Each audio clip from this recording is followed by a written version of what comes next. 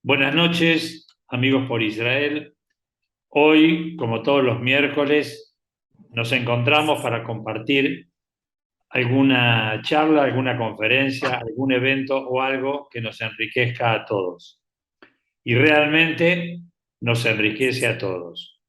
Hace 3 años ya que venimos reuniéndonos semanalmente y aquí estamos. Quiero agradecer hoy especialmente en nombre de Amigos por Israel la presencia del doctor Bernardo Klicksberg desde los Estados Unidos, que vamos a hacer una pequeña charla introductoria, algunos comentarios acerca de un video que él me proporcionó, de una entrevista que le hizo al estadista Shimon Peres, todos conocidos por nosotros, hace unos años.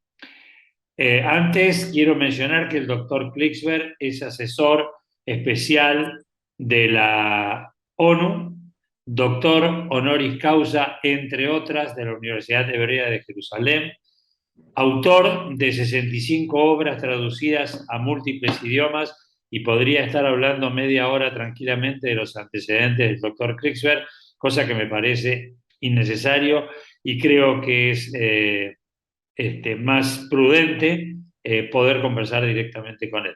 Buenas noches, doctor, ¿cómo está usted?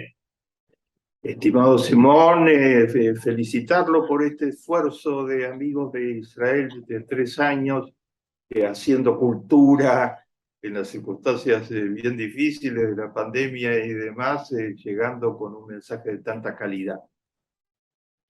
Doctor, si me permite, me gustaría conversar con usted, que nos cuente cómo se originó el reportaje que usted le hizo a Shimon Peres.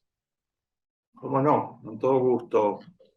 Concebí, después del informe Klicksberg que todos conocen,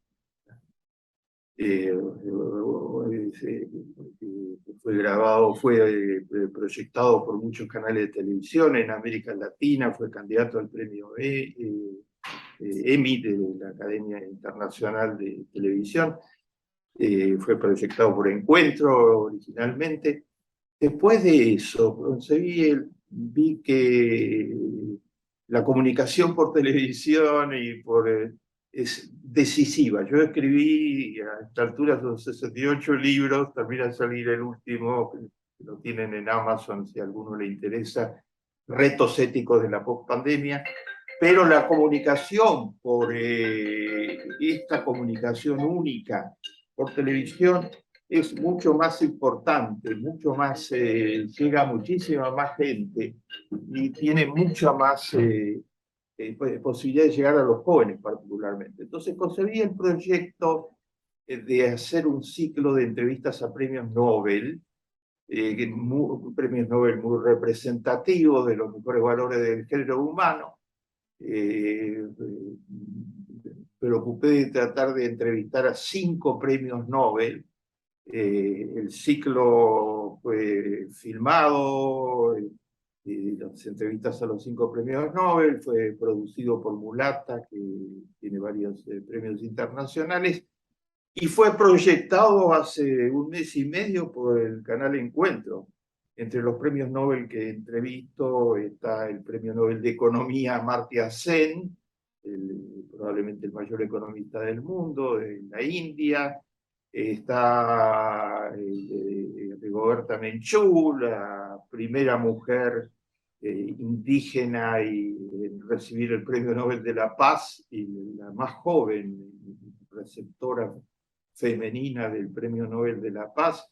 Está Satyarthi, que es un gran luchador contra el tráfico de niños, que tiene de la India también, y ha salvado millones de niños del tráfico de niños, y eso le ha costado estar, ha sido baleado en numerosas oportunidades por las bandas de narcotráfico, de narcotráfico y de tráfico de niños que están muy vinculadas, etcétera, amenazado de muerte en infinitas oportunidades.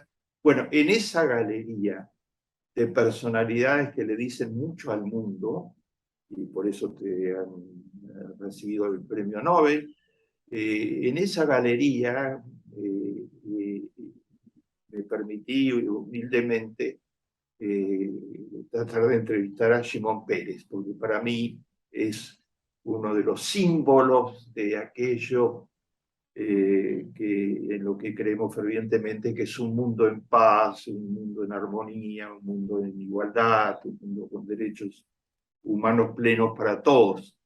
Y es un símbolo de un Estado que tiene logros excepcionales y que ha hecho mucho por las naciones del mundo, que es el Estado de Israel. Shimon Peres acogió mi pedido en esos días. Hace pocos días había recibido el doctorado honoris causa de la Universidad Hebrea de Jerusalén. Creo que somos 2 o 3 latinoamericanos en toda la historia de la universidad que hemos recibido ese doctorado honoris causa, que es demasiado, es un privilegio fenomenal haberlo recibido. Vio toda mi trayectoria y, en fin, todas las cosas que hemos hecho, y consideró que era una conversación útil. Eso fue exactamente en el último año de su presidencia. Esta conversación la tuvimos y me concedió el honor de esta entrevista en el 2014. Shimon Peres tenía 90 años de edad en aquella época, era el presidente de más edad de todo el planeta Tierra en ese momento, y me recibió a su estilo. Su estilo quiere decir, en la presidencia de Israel, su casa, fue 7 años presidente de Israel. Después decidió no postularse para un nuevo periodo. Yo diría que la entrevista fue, una de las preguntas fue esa. Él tenía 90, pero trabajaba como si tuviera 20. Había una pasión, un fuego, y al mismo tiempo una sabiduría tan profunda en esa figura. Fue a solas, acompañado solamente de la cámara, uno de los mejores camarógrafos de Israel, que vino a filmar la entrevista, y de su entorno absolutamente inmediato. Cuando hablamos de Shimon Peres, mi querido Simón, estamos hablando de un símbolo, ¿no? Estamos hablando de Israel. 93 años vivió Shimon Peres y fue protagonista central de todos los momentos históricos del Estado de Israel. Estamos hablando de alguien que fue el único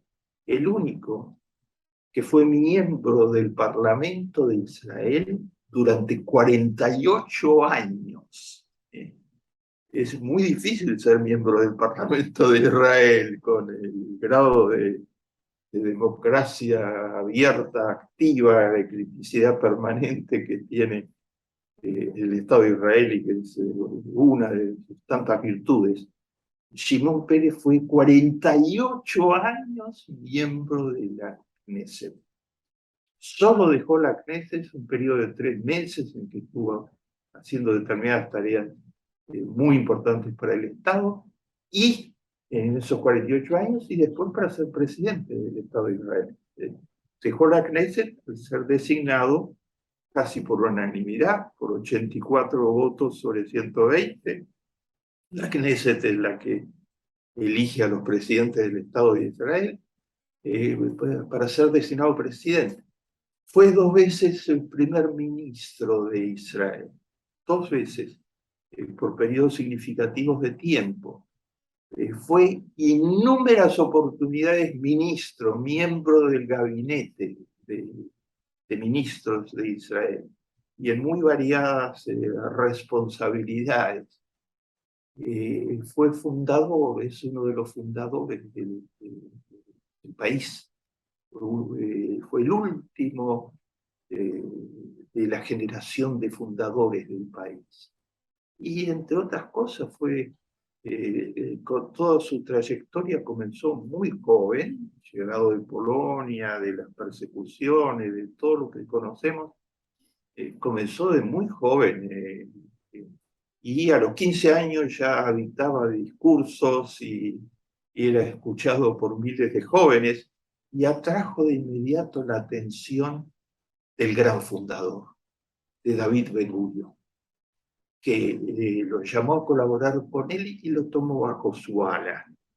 O sea, Pérez se formó con Ben-Gurión. A los 25 años era uno de sus asistentes principales, ¿no? El principal ya en esa época.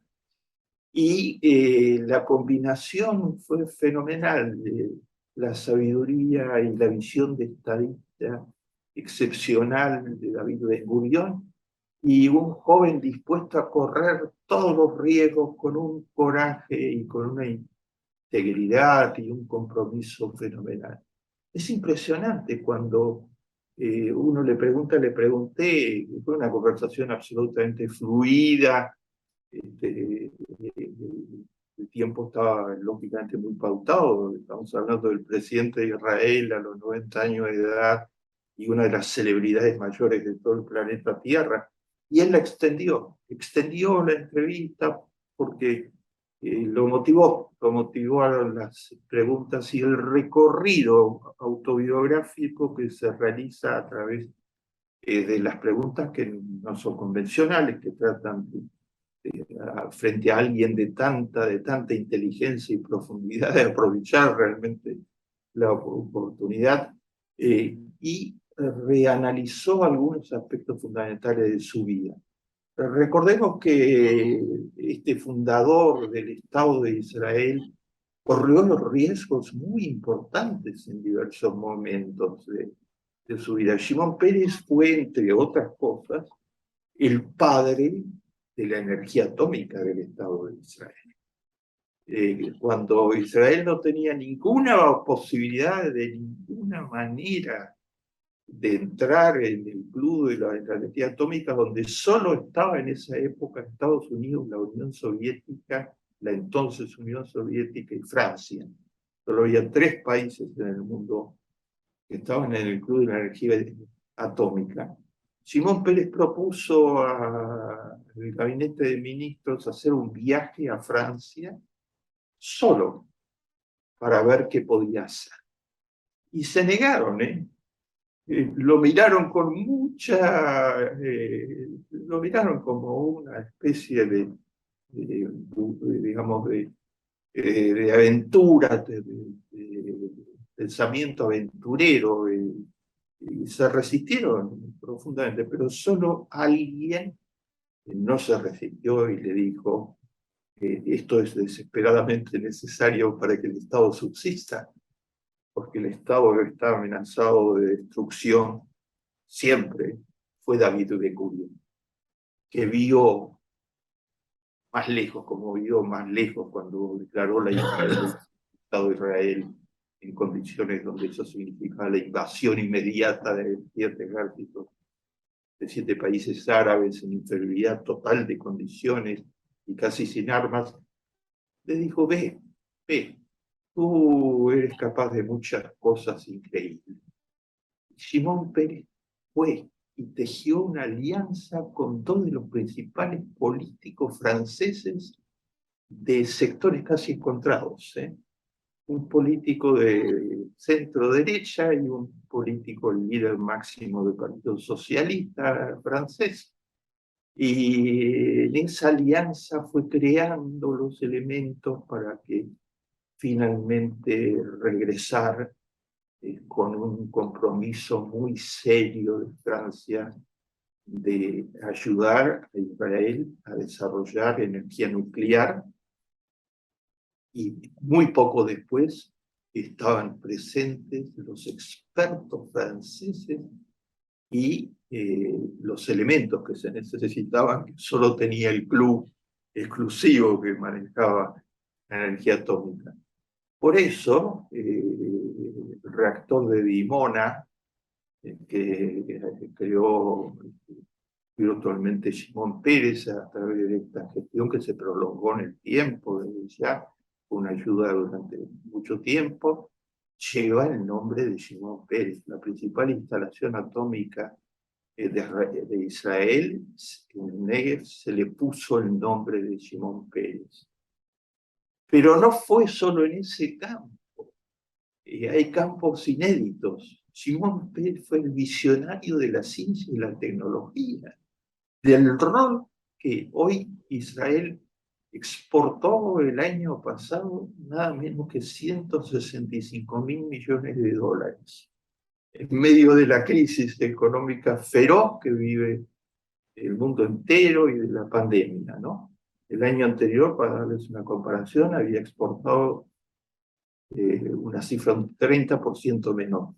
Gran parte de las exportaciones de Israel son la ciencia y la tecnología que Shimon Peres visionariamente impulsó siempre con toda fuerza. El primer inventor del auto eléctrico fue un israelí que inventó la idea de que los autos podían funcionar con baterías, y encontró un rechazo absoluto, me parecía inverosímil, y cómo iban a poder crearse las estaciones en donde los autos pudieran cargarse. Solo hubo alguien que lo apoyó denodadamente, que fue Simón Pérez. Escribió sobre eso, lo ayudó a abrir puertas, etc. Hoy el auto eléctrico es una de las pocas cosas que puede salvar al planeta del cambio climático. Es una de las mayores esperanzas, y el gran paquete que termina de lanzar el presidente Biden casi desesperadamente, que pareciera que puede tener el apoyo necesario para ser aprobado, tiene como un componente central apoyar el desarrollo del auto eléctrico en los Estados Unidos. Y todas las empresas automotrices más importantes del mundo se han metido en el auto eléctrico. ¿Quién lo soñó? Por algo la película dedicada a Shimon Peres se llama así, El hombre que soñó muchas cosas, ¿no? Quien lo soñó por primera vez fue Shimon Peres. Fue absolutamente consecuente en la ciencia y la tecnología en general. O sea, vio esa potencia que la Universidad Hebrea de Jerusalén, fundada entre otros por Sigmund Freud y por Albert Einstein, que el Technion, que la Universidad de Tel Aviv, que la Universidad de Ben Gurión, esa potencia fenomenal que el Estado de Israel tenía, que no tiene que ver con la economía, sino que tiene que ver con la capacidad de desarrollo de la inteligencia. Shimon Peres fue el visionario que vio que Israel podía tener muchos premios Nobel siendo un país ínfimo. ¿Qué significa 9 millones de habitantes sobre 7.600 que tiene el mundo actual? Israel ha tenido 13 premios Nobel, 13 premios Nobel, uno de ellos Shimon Peres. ¿Ya? Y 13 premios Nobel quiere decir más premios Nobel per cápita que los Estados Unidos, y que Inglaterra y que Francia.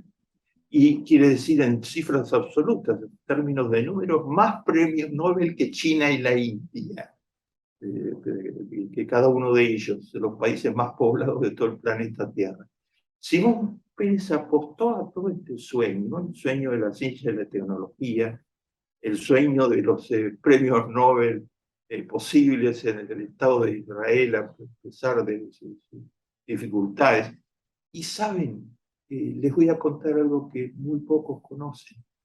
Shimon Peres amaba profundamente la poesía y la música. Y desde pequeño escribió poesías, y tiene un libro de poesía. Y desde pequeño cantaba.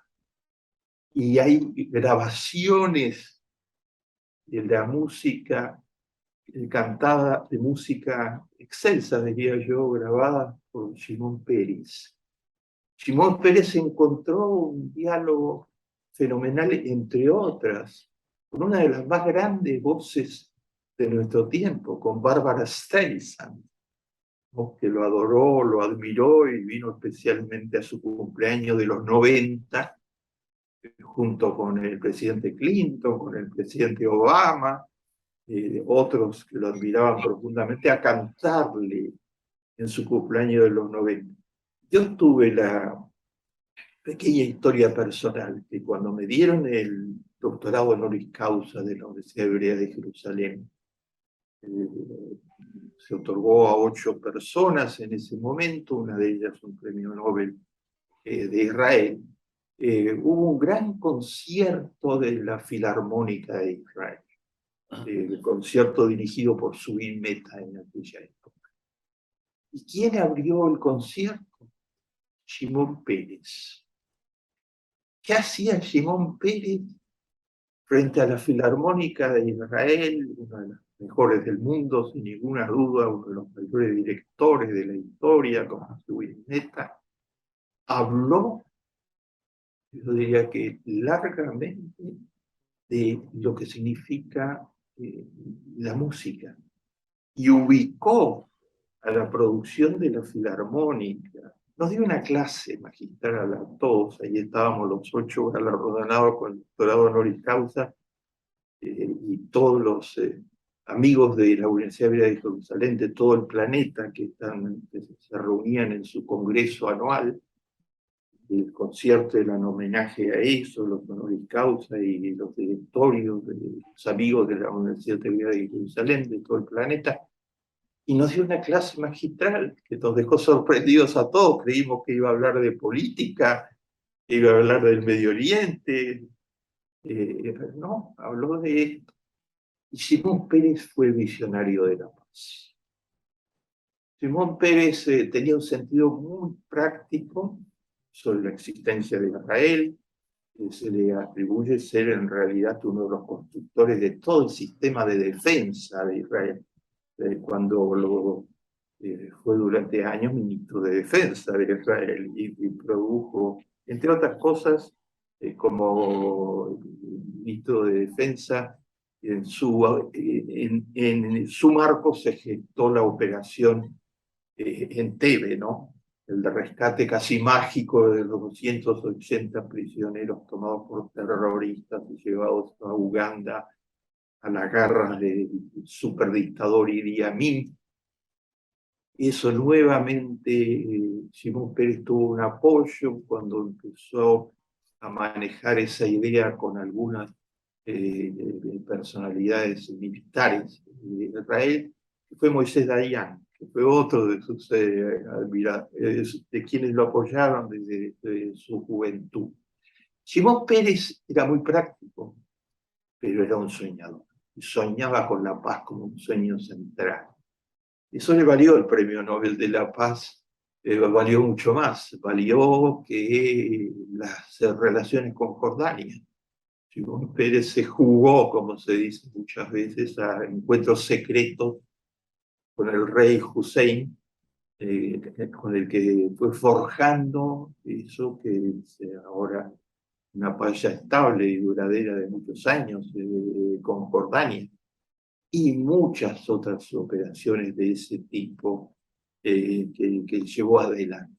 Siempre juntando el estadista visionario, como tú lo mencionaste, Simón, al comienzo de nuestra conversación, el joven de ideales Simón Pérez comenzó en el kibutz, fue miembro activo de 2 kibutzim, ¿no? Y ahí ustedes van a ver cuando le pregunto cuál fue el momento más feliz de sus 90 años de lucha por el pueblo judío y por el Estado de Israel. Dice, cuando vivía en el kibutz, todos éramos muy felices, no teníamos zapatos, no teníamos, yo tenía 2 camisetas, dice, no teníamos nada, y teníamos que labrarlo todo desde la nada, pero teníamos unos ideales y una fuerza teníamos una causa totalmente central. Shimon Peres era el visionario estadista, era el joven de la causa,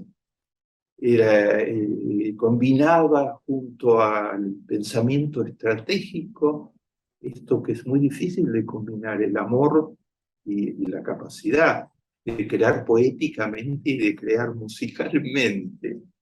Y al mismo tiempo tenía el coraje visionario que lo llevó muchas veces a tomar decisiones en 48 años en el Parlamento de Israel, muchas veces líder político del laborismo, en los tiempos en que el laborismo era el principal partido del país, eh, corriendo todos los riesgos eh, por el amor al país. El amor al país era el motor de Shimon Peres. Un motor que lo llevó durante toda la existencia a ser lo que hizo por el Estado de Israel. Kola Cabot, para mí fue un privilegio excepcional que el entonces presidente de Israel me haya recibido con afecto 5 y que minutos. haya podido tener esa conversación tan especial. Se transmitió hace poco por Encuentro, tuvo una gran audiencia, según me informó Encuentro, fue un gran éxito de todo el ciclo de los premios Nobel y en particular el capítulo Shimon Peres. Y es un gusto inmenso que esté en tus manos actualmente, Simón. No podía estar en mejores.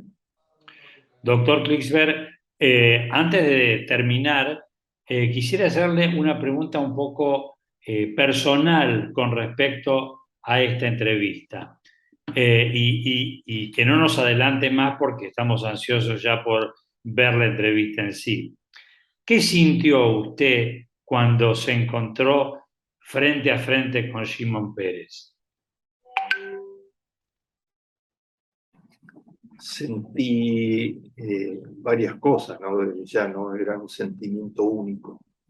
Por un lado, el respeto más profundo, el respeto que se debe a aquellos que han hecho la historia, ¿no?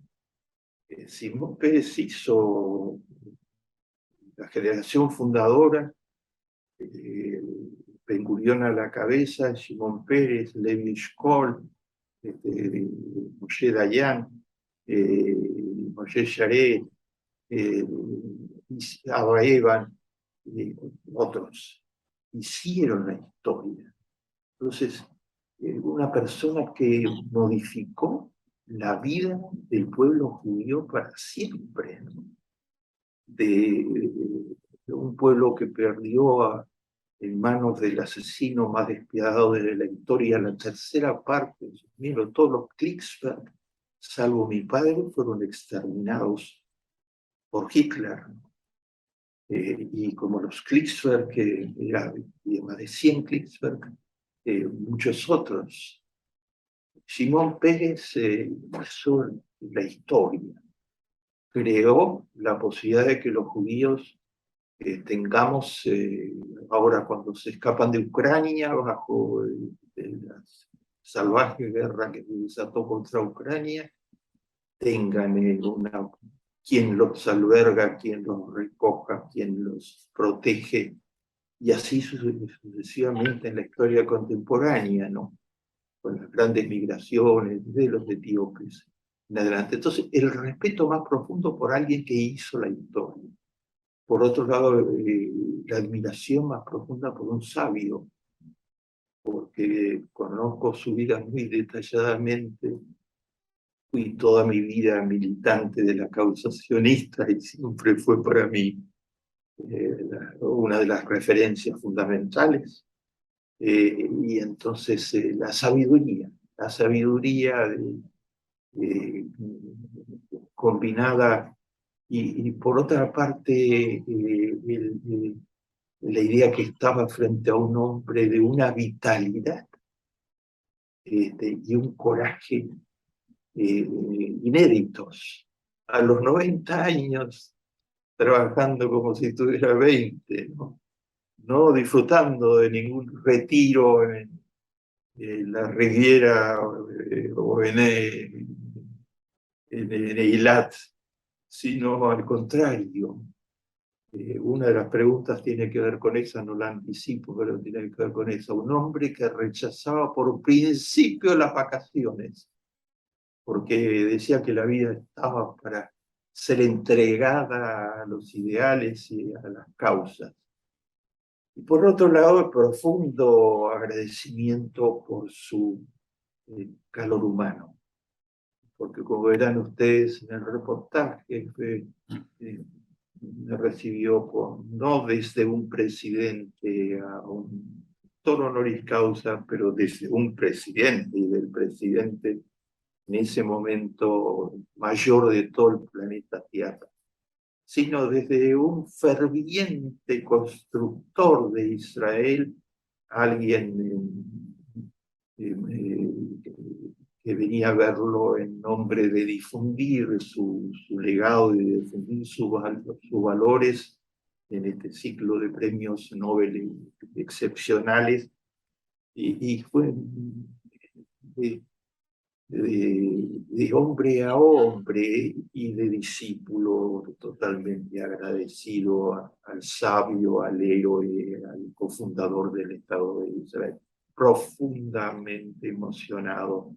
Desde ya hizo el honor, además, de permitir que allí nos retratáramos junto a mi esposa, acompañó, en fin, de prolongar ese momento a través de imágenes, etc. No quiero, doctor, no quiero seguir esperando de que la gente está muy ansiosa por ver el reportaje, seguramente, y por eso me permito interrumpirlo y agradecerle esta participación suya, que es el anticipo a lo que vamos a ver. Y yo lo veo a usted hablando de esto y lo veo emocionado, lo veo como con un sentimiento de agradecimiento y de admiración a quien fue uno de los estadistas más grandes que tuvo la humanidad. Así que, doctor, en nombre de Amigos por Israel, le agradezco infinitamente su participación en esta introducción al video que vamos a ver a continuación. Y bueno, muchísimas gracias, y sabemos siempre que contamos con usted para este tipo de cosas. Muchísimas gracias. Adelante con este esfuerzo admirable, Simón. Todos los respetos para usted por este esfuerzo admirable, para usted y todo su equipo de colaboradores. Muchísimas gracias, doctor. Que esté usted bien y Shabbat Shalom Mevorach. Shabbat Shalom.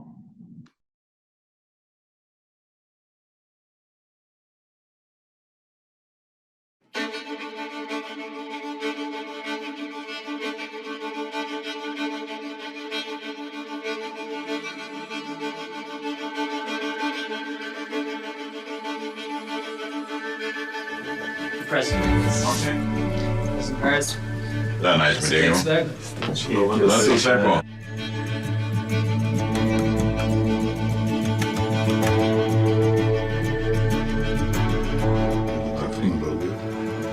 Ready? Go.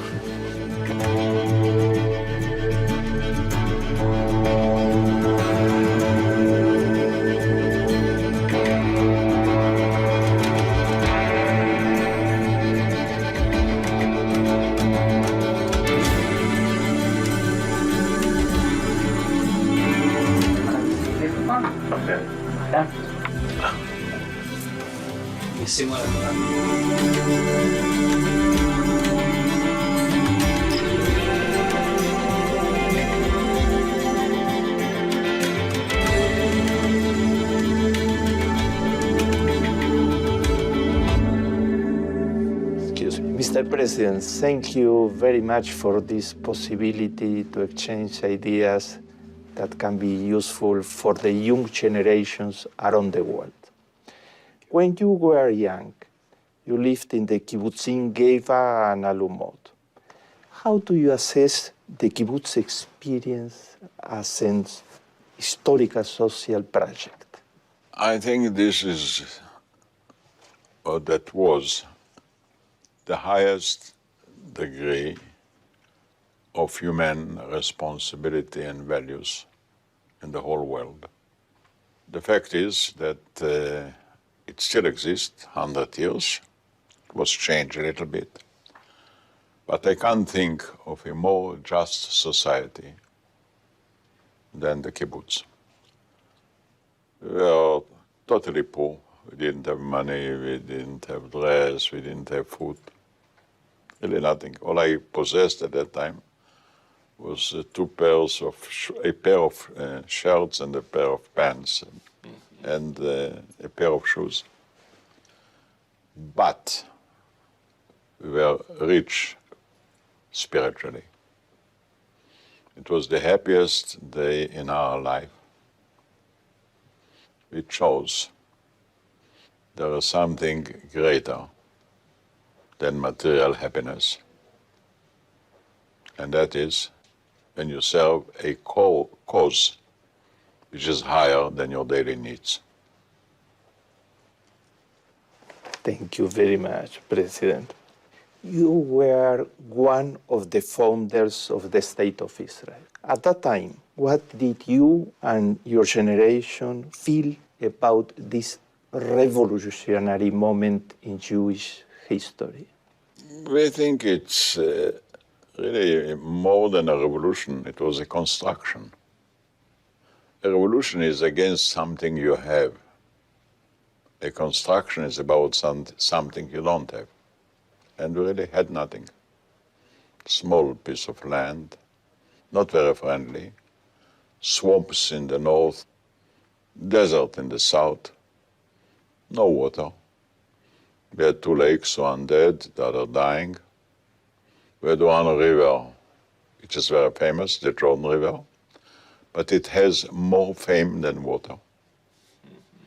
We didn't have any natural resources. And rationally, we didn't have a chance to overcome all these difficulties. Nothing was in our favor, including a hostile environment that threatened us with war. And then we discovered that really the greatest wealth is not land, not water, not oil. The greatest wealth is the human being. Most people underrate the capacities inherent in the human being.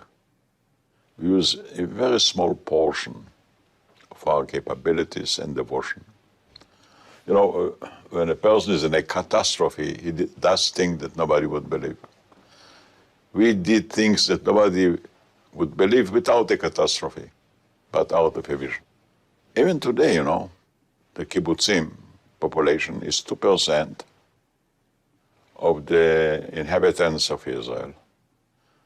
They are 7% of the product of Israel, 13% of the exports of Israel. Unbelievable. And there was no police, no court, no imposition. The order was done by agreement, but it was very strict. If you would go to work after sunshine, it was a sin. If you would return before sunset, it was another sin. You have to work the whole day and to work full and right and pay attention to your fellow men. So it was a association based on goodwill, trust. We didn't have money. And ethic values. That is ethic values. I mean, what is ethic values? That of all temptation in the world, you selected the moral call as the supreme temptation, more than anything else. And then I learned that the moral call is not only making you a moral person, it makes you a wise man. There is nothing in the world wiser than to be an honest person. It doesn't cost you much, but it's very hard to reject other temptations. And if you insist on it, if you make out of it a way of life, you can fall asleep with a better sense of honesty. When you were very young, you worked closely with David Ben-Gurion. How was the decision-making process in relation with the independence of Israel in such difficult times? Well, without Ben-Gurion, it wouldn't happen. He was a genius with an unbelievable memory. He was a man that was never afraid, and when necessary, he wasn't even afraid to be afraid. But usually, he would have daring as his preference, and I thought daring is the most normal thing. Dare and be. And his word was a word. He was totally organized, would never bluff. He would never adulate people, he rather would call them to do better, to do great. But I'll tell you something. The real thing I loved in him, with all this brilliant mind, brilliant capacity, people don't understand it. He was basically an innocent person. He didn't know what is cynicism. He didn't believe in skepticism. He could fight. He could be sarcastic, but never cynic. And I saw him on many occasions that he was asked a question by somebody, that he became red or white. He didn't know what to answer. For example, we have been guests of de Gaulle. So we sat around this small table. There were 4 persons, de Gaulle, Debré, who was Prime Minister, Ben-Gurion and myself. And then then de Gaulle asked Ben-Gurion, Mr. Prime Minister, tell me, what are your hidden dreams? Tell me, I won't tell anybody. I know you don't have land, you want apparently more land, you want Sinai, you want more of the mountains. I know you don't have water, you want probably the litany. Tell me, I won't tell anybody. Ben-Gurion became white like a child. And he says, Mr. President, would you ask me this question 20 years ago, I would give you a map. But if you ask me today, my hidden dream is to have more Jews. De Gaulle was shocked. More Jews? Said yes. And then I asked him, where are they going to come from? He says, from all over the world. De Gaulle said, where, from America? Ben-Gurion says, yes. Would they give up their Cadillacs? Yes. Then Ben-Gurion made a faux pas. He says, where else? He says, from France. De Gaulle was shocked. Mm-hmm. He says, is there any Frenchman that left France and went to Israel? He said, yes. So de Gaulle said, who? He says, Rothschild. He said, Rothschild wasn't French, he was Austrian. Then he said, where else? He says, from Russia. At that time, Russia was totally communist. It was in the early 50s. And Ben-Gurion said, yes. Would the communists permit the Jews to live? He says, I'll tell you. The communist is the worst system of government which exists in the world. But they produce intelligent people.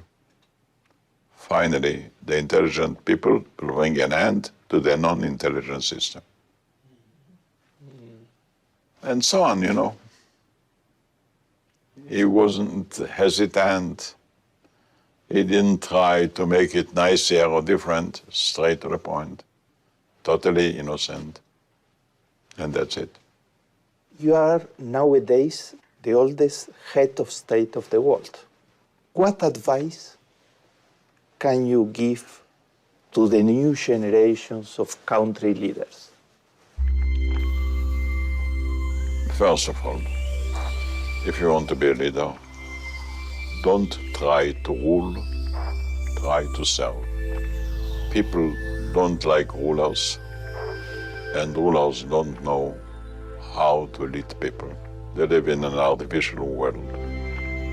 They expect you to serve the people, but not to be served by them. So don't go to be a public servant unless you are ready to serve. Don't try. Otherwise, you'll be all the time criticized and unhappy, and people will be happy about you.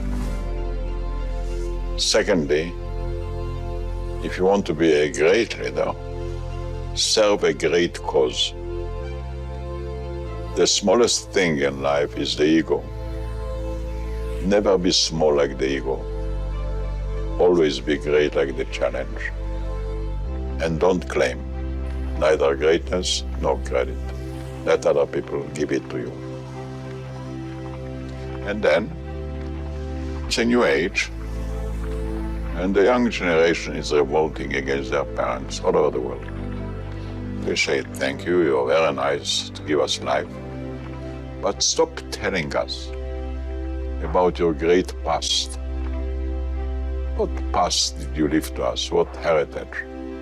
Wars, hatred, suspicion, mistrust. Keep it for yourself. We want a different world. There is no need for wars. Wars were needed when you make your living on land and you have had to fight about the land. Science you cannot conquer by force. Armies cannot get wisdom or knowledge. And for that reason, don't think that power is really powerful. Try to think that goodwill is the greatest power that a person can possess without doing any damage. Los países solían dividir el mundo en sus amigos y enemigos. Ya no más. Los enemigos ahora son universales. Pobreza, hambre, fanatismo religioso, drogas, proliferación de armas nucleares, devastación ecológica. La guerra, Como un método para dirigir los asuntos humanos, está en su agonía. Y ha llegado el momento de enterrarla. Shimon Peres, Oslo. Noruega. 1994. In the year 1994, you received the Nobel Peace Prize. How do you see the perspective of peace in the Middle East and around the world now? You know, today to speak about the Middle East is a little bit irrelevant. The world is not divided anymore geographically, but united globally. There are really no borders. Science doesn't have borders. There are no distances. There is no way to predict what's going to happen. Organizations and administrations in themselves are rather belonging to the old age. It's more initiative, wisdom, and courage that can be either individual or collectively. But basically, administration doesn't fit the human nature. We are not being cut as part of any administration. We have a brain to learn, a mind to think, a night to dream. And for that reason, you see, take the French Revolution, take the Communist Revolution. Many people were killed, arrested. They went bankrupt. Take a single man like Zuckerberg, who doesn't have an army, doesn't have a country, doesn't have a party, doesn't have an ideology. He didn't kill anybody, he didn't arrest anybody. I'm not sure when he read Karl Marx. And he introduced a greater revolution than the communists and the French as well. What does it mean? that every person can do things that he himself didn't know he could. Nobody could have predicted that he will. But he knows one thing, that he will never succeed unless he will answer the call of the people, their inclination, their hopes, their preferences. So, for example, globality brought an end to racism. You cannot be global and racist. Even to nationalism in a way. It brought in a new respect for human wishes. They understood that the world is global more than ever before, but the person is individual more than ever before. So you cannot answer all the global demands, but you have to meet the individual expectations. And in my judgment, democracy today has a new meaning. Self-expression is not less important than free expression. What's the free expression? You take a microphone and make a speech. But to express your inner desires and dream, that's democracy. And secondly, democracy is not an attempt to provide equal right to every person, but to provide the equal right to be different. Democracy is a license to be different, not only equal. You are at your 90s, an ethical role model for the mankind, and for the young people especially. And you are active, as in your 20s. What suggestions would you give to young people when we think about having a meaningful life? What suggestions? Never look back, so you won't know your age. But look at the age, so you'll become young again. Don't waste your time on the past. What happened is over. What is meaningful is before you. So if you want to be young like the world. Don't be old like the history. And then don't think that it's enough that you will try or you'll desire it. You have to invest work in it. It doesn't fall from heaven. I don't understand why people made such a fuss about vacation. I can't understand what are people doing in vacation. What for? The greatest pleasure in life is to work, to read, to be active. We're going to the beach with a dog. Let the dog be a dog, let the beach be a beach, and you can work and think and dream and write and help. So don't count the numbers. Pay attention to the results, to the attempts. So for me, I don't remember even, I don't try to remember what happened. It's a waste of time. You know, people say if you want to learn history, we'll repeat the same mistakes. So first of all, and if we shall make new mistakes, it will be better. But the whole history is an ongoing mistake. The future is optimistic. The past is regretful. So I don't want to think in it. But the heritage of values, of wisdom, they don't age. You can keep them. By the way, the maintenance is not high, doesn't cost much. So remember what is right and wise. Events are unimportant. And try to adopt those values to the future. Not just by preaching them, but by implementing them. You know, people say if they are for values, that's it. Saying is nothing. Behaving is of something. So try not to hang on words, but be judged by deeds.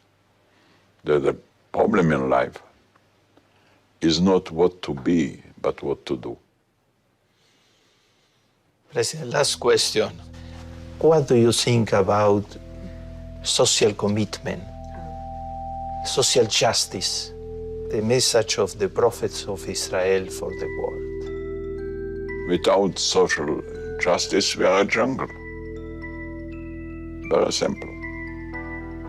We would live in an ongoing conflict, full of suspicion, of belligerency, of hatred. What for? Does it cost so much to be considerate, to understand that you have another chance? I'm not happy neither with Freud nor with Marx. All the time they tell us the dark side of our life. But our life has light. And there's no real literature about light. All of us somehow think that, well, Freud was right. He was wrong. Because we have our nice house, our good intentions. And people can be much better than you think. Give them a chance. President, thank you very, very much. I learned very much of your words. God bless you. Thank you very much. It's okay, it answers you. I am going to give you a present, my last 2 books. One of the books, the name of the book is People First.